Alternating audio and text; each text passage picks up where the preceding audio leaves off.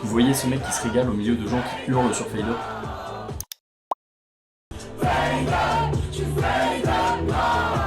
C'est Andy de la chaîne YouTube Rap Viens on discute, qui a environ 150 000 abonnés et que je suis depuis 2020 suite à une obscure vidéo sur Zeyun Pavarotti qu'il faut absolument aller streamer.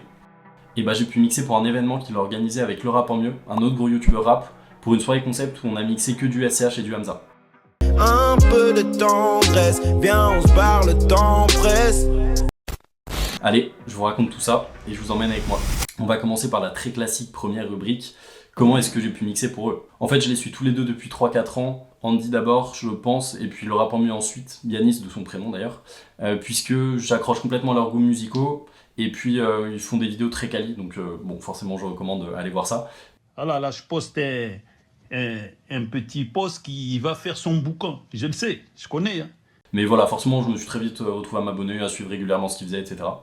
Et puis quand même, Andy, ce mec a sorti ses 4 premières vidéos sur des artistes un peu niche qui me matrixaient à l'époque, puis qui me matrixent toujours, donc forcément je suis très vite devenu une groupie. Puis voilà, depuis ce moment-là, la vie se passe, il sort de plus en plus de vidéos, c'est vraiment super quali, il commence à pas mal percer, un peu dans cette sphère YouTube rap, musique. Donc on peut faire une sorte d'ellipse jusqu'en mars 2024, puisque à ce moment-là, ils annoncent tous les deux qu'ils vont faire une soirée sur Paris, une soirée rap, un peu comme les Mouse Party que Mehdi Maizy faisait, pour ceux qui connaissent. Donc à ce moment-là, je me dis que l'occasion est trop belle et que je suis obligé de tenter quelque chose. Donc je DM Andy de mémoire et puis je propose mes services en disant que voilà, moi je suis DJ, que j'adore le rap, que je les suis tous les deux sur YouTube depuis un petit moment et que j'adorerais avoir l'occasion de taffer avec eux pour cette soirée. Mais forcément, s'ils ont annoncé la soirée, c'est qu'ils avaient déjà prévu des DJ, etc. Donc c'était pas possible sur le moment. Je suis quand même allé à cette première soirée qu'ils ont organisée parce que forcément, je voulais pas rater ça quand même. Et franchement, c'était un bête de moment, même si j'y suis allé uniquement en spectateur, miskin. Monsieur, mets-toi à côté. Tu n'es pas avec nous. C'était vraiment génial, donc le lendemain j'ai direct DM Andy pour voilà, le féliciter pour l'orga, lui dire que j'avais passé un bête de moment, les potes avec qui j'étais passé aussi et tout. Et là je commence à tenter un petit truc en disant que j'aurais adoré que la soirée se termine sur typiquement fusil de SCH, puisque c'est un truc que j'adore faire moi quand je mixe, c'est de terminer sur un moment un peu émotion, etc. pour vraiment créer une connexion entre les gens, que tout le monde chante, que ce soit un peu émotionnel et tout. Et là Bingo il me dit que putain il aurait trop aimé de faire ça, et que juste, je sais pas, ils ont mal goupillé sur la fin et que ça n'a pas pu se faire, mais il trouvait que c'était une idée géniale. Donc je me dis ok let's go, il y a peut-être moyen de tenter quelque chose. Donc là hop, je ressaisis la petite perche qu'il me tend et je repropose mes services en envoyant aussi une vidéo d'une transition que j'ai préparée pour l'occasion, que je peux vous montrer d'ailleurs. Il faut les mêmes erreurs, la coco est pure à 90% et tous les clients l'affaire à 90% et tous les clients l'affaire à 90% et tous les 90% et tous les 90% à 90%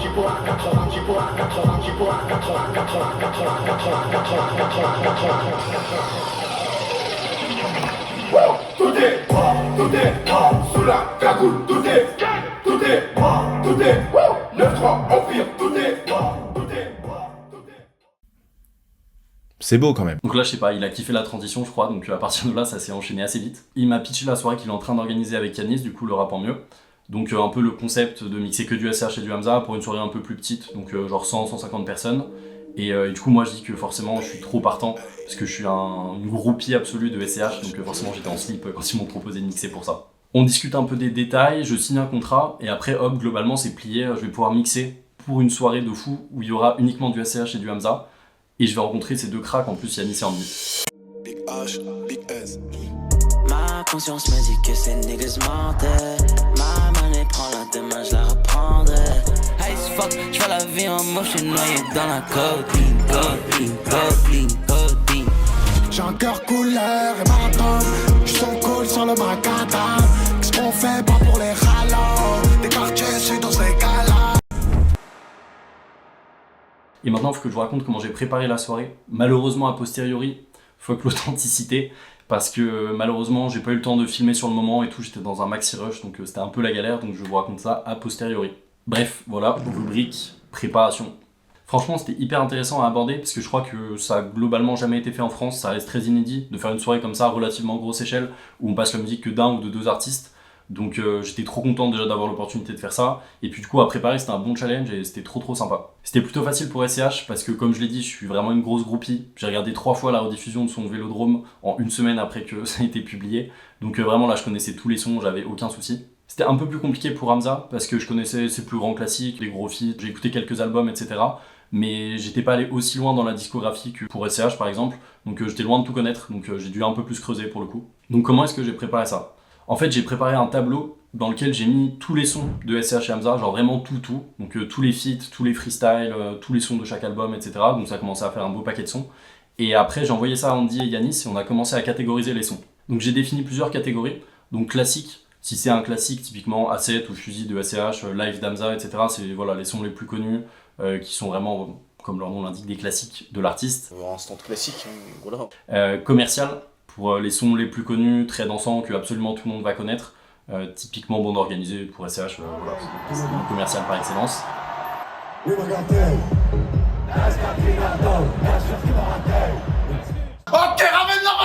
Des sons qu'on a mis, je sais plus, rap ou banger. Donc vraiment les sons kickés qui font un peu le bordel, on va dire.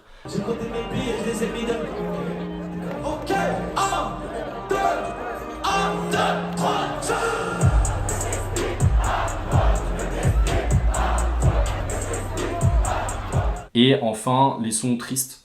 Je vais pas pleurer, hein, t'inquiète. Encore une fois, Fusil de SCH, ou pour Hamza il y en a moins puisqu'il fait un peu plus des sons qui sont sur une autre vibe que SCH. Et en fait, je fais ça pour pouvoir trouver pendant la soirée rapidement le son qui correspond à l'ambiance que je veux. Typiquement, si les gens dansent pas trop et que j'ai besoin de redynamiser tout ça, soit j'envoie un classique, donc vraiment un morceau iconique de l'artiste que tout le monde va connaître et tout, qui va être exceptionnel, ou un commercial, typiquement, que encore une fois tout le monde va connaître, qui fait vachement danser, etc. Ou au contraire, si, comme je l'avais dit là pour la fin, je voulais un truc vraiment émotion, etc., je savais où aller chercher pour que je puisse trouver le son que je voulais. Et après on a catégorisé par priorité, donc en fait c'était pour définir quels sons doivent absolument passer dans la soirée, en mode priorité 1, et ensuite on a mis priorité 2-3 pour ceux qui doivent un peu moins passer et tout, puisque voilà, on voulait vraiment se dire qu'il y a des sons qui doivent vraiment passer, genre encore une fois A7, ou je sais pas, Anarchie pour SCH, Fade Up, leur feat à eux deux, forcément c'était essentiel pour la soirée, mais genre Sa Papaya de SCH, vraiment pas nécessaire. Donne-moi une blague, là, ça. Oh yeah, Sa Papaya. J'ai aussi préparé 2-3 transitions sur mesure, donc vraiment des trucs où si je savais pas quoi faire et que j'avais pas envie d'improviser ou qu'il fallait redynamiser et tout, j'avais 2-3 transitions en tête qui étaient déjà prévues, qui passaient très bien et tout. Je leur en ai envoyé 2-3 d'ailleurs, ils les avaient mis en story pour teaser. Donc c'était histoire de pouvoir me rassurer moi de mon côté, si à un moment j'étais en panique et tout, je pouvais me reposer sur ces trucs-là que j'avais préparés à l'avance. Et puis voilà, les jours ont passé, j'ai fini par connaître tous les sons par cœur et on a pu attaquer la soirée. Ok, ça y est, on est bien habillé, on a pris toutes les affaires, je suis un peu chargé. Mais j'ai tout ce qu'il me faut. Donc là je vais partir, il est 18h30. Ça va me permettre d'arriver là-bas pile à temps, je fais tous mes branchements et tout, on fait les tests. Et ça va être bon, let's go!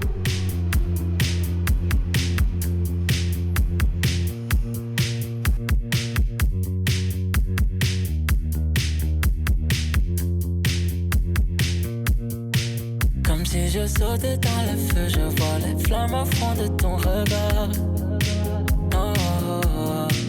L'impression de sauter dans le vide quand je vois le néant droit dans ton regard. Je n'ai pas besoin de love. Ok, nickel, tout a été installé là. C'est top, je suis arrivé, la salle est très cool. Bah, je vais vous mettre des plans là, c'est juste un petit brief avant de commencer. Il est 20h37, donc c'est censé commencer d'ici 20 minutes. Enfin, là, il y a quelques personnes qui commencent à arriver, on a mis une playlist en fond.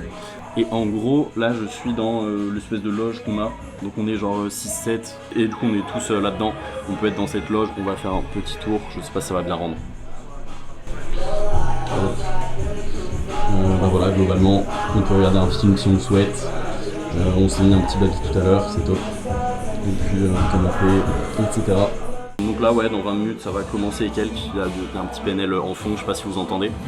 Et ouais, on va voir ce que ça donne. En vrai, petit stress, parce que du coup c'est une soirée un peu inédite, enfin j'ai jamais fait ça, genre full SCH, full Hamza, enfin vraiment que d'artistes, une soirée c'est quand même assez inédit.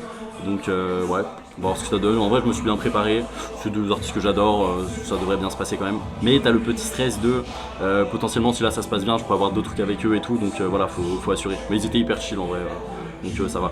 Tant que je mets fusil en dernier son, ils ont dit que ça allait bien se passer.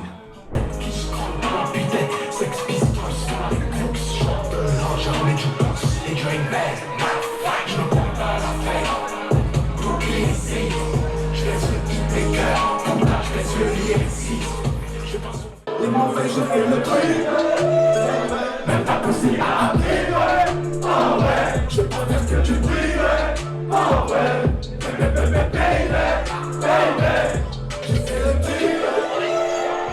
La poussée a attiré, en vrai, je sais pas dire que tu brillerais, en vrai. Et voilà, on peut passer au débrief. C'était vraiment une soirée hors du commun parce que c'était la première fois que je pouvais un peu commencer à toucher du doigt tout ce monde de l'industrie musicale ou en tout cas de YouTube, etc., centré sur la musique, alors que c'est jamais quelque chose que j'avais pu faire auparavant. Puisque du coup à la soirée il y avait énormément de créateurs de contenu, de mecs qui taffaient dans la musique, de photographes, de vidéastes, de réalisateurs et tout, c'était vraiment une folie ça. Puisque du coup il y avait Andy, Yanis, il y avait Théo qui est un mec qui gère la logistique avec eux mais qui le faisait aussi pour Mehdi Maizy pour les Mouse Party justement. Il y avait Mario Rodil qui est un réalisateur qui a taffé notamment sur le dernier clip d'Angèle et Gazo. Parisien, j'étais dans une autre dame.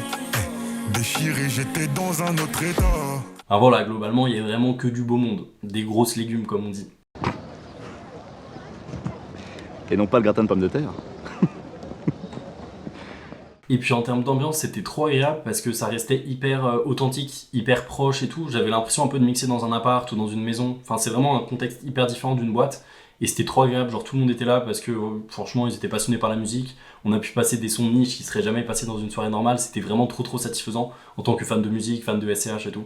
Niveau mix, ça s'est super bien passé aussi, donc ça c'était génial. Franchement, c'était le fruit de la bonne préparation que j'ai fait avant, je pense que ça s'est vraiment passé comme sur des roulettes à ce niveau-là. J'étais serein, j'étais bien préparé, je connaissais tous les sons, c'était génial. Et maintenant, la classique, vous connaissez, j'ai tiré forcément des enseignements de cette soirée, j'ai appris des trucs, du coup on va bien pouvoir parler.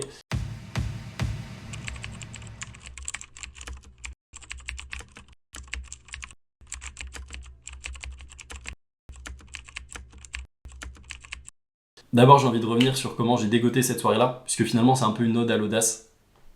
Oser celle-là. Puisque voilà, tenter, oser des choses, forcer un petit peu presque, dans le sens où voilà, un peu insister si on a un projet et qu'on est à peu près sûr de nous, ça peut vraiment apporter de grandes choses, puisque là, en l'occurrence, vraiment, c'était juste des mecs que je suivais depuis longtemps, à qui j'avais jamais parlé, juste avec quelques DM, en incitant un peu, en montrant ce que je savais faire et tout, j'ai pu dégoter ça. Et vraiment, j'étais trop heureux d'être parti de rien, entre guillemets. Ou juste, voilà, j'ai tenté un truc un peu bouteille à la mer et c'est passé. Donc franchement, c'est vraiment un truc que je vais retenir et je vais moins hésiter, je pense, à DM des gens, à tenter des trucs, même si je me dis que ça a aucune chance de marcher et tout, c'est une bonne leçon à tirer, je pense. Deuxièmement, j'ai quand même réalisé que c'était un peu compliqué, ce concept de soirée-là, de passer la musique que de 2 artistes, puisque ça a quand même quelques côtés négatifs. Parce que même si on est des fans, sur 4 heures, il y a forcément des moments où on se lasse un peu, où ça se calme, où c'est plus dur de redynamiser, de relancer l'ambiance et tout.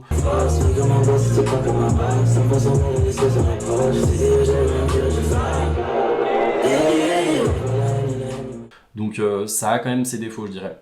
Parce que voilà, sur 4 heures, c'est quand même normal de se lasser un peu, d'entendre que les 2 mêmes artistes, ça peut faire un peu long. Donc voilà, il y avait des moments un peu plus creux. Donc c'était quelque chose où j'ai dû pas mal m'adapter sur le moment, donc c'était bon à apprendre aussi, je dirais. Et pour le troisième et dernier truc, il y avait plein de gens qui forcément étaient un peu dans cette industrie musicale, qui connaissaient des DJ, qui étaient DJ, qui taffaient dans la photo, la vidéo, la réal, YouTube, etc. Et du coup c'était une occasion énorme de rencontrer plein de gens qui taffaient là-dedans et donc de s'ouvrir plein de nouvelles opportunités. Et ça reste vraiment du coup un espèce de cercle vertueux constant où si tu continues à faire des soirées comme ça, bah, tu continues à rencontrer de plus en plus de gens qui peuvent te proposer plus de soirées, qui peuvent te mettre en contact avec d'autres personnes, avec qui tu peux tenter de, je sais pas, de démarcher ou que tu peux, avec qui tu peux tenter de faire des collaborations, ce genre de trucs. Donc c'est vraiment un cercle vertueux constant. Donc c'était pas mal de se rendre compte de ça aussi, parce que pour l'instant j'avais pas trop pu fidéliser, on va dire, les dernières soirées que j'ai faites ou dont j'ai parlé, puisque c'était voilà un peu des événements one shot où j'avais pas trop rencontré de gens avec lesquels j'ai pu retravailler par la suite.